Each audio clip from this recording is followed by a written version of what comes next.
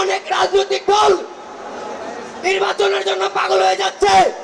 আমরা তাদের উদ্দেশ্যে বলতে চাই, আমরা নির্বাচনের জন্য রক্ত দেইনি, আমরা নির্বাচনের জন্য অঙ্গ দেইনি, আমরা সংস্কার চাই। আগে দেশের সংস্কার হবে, তারপর হবে নির্বাচন, তার আগে কোনো নির্বাচন হবে না। মোদী সরকারকে বলতে চাই, শুনে রাখুন, এটা খুনি হাসিনার দেশ না, এটা বৈষম্যবিরোধী ছাত্র আন্দোলনের জনতার দেশ। আপনাকে বলতে চাই, শুনুন, আপনি বলেন হাসিনাকে নাকি দেশে দিবেন না।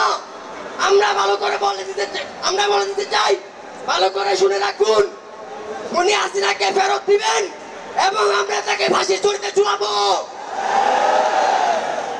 আমরা দেখেছি উনি হাসিনা দেশে অনেক কর্মকাণ্ড ঘটিয়েছে।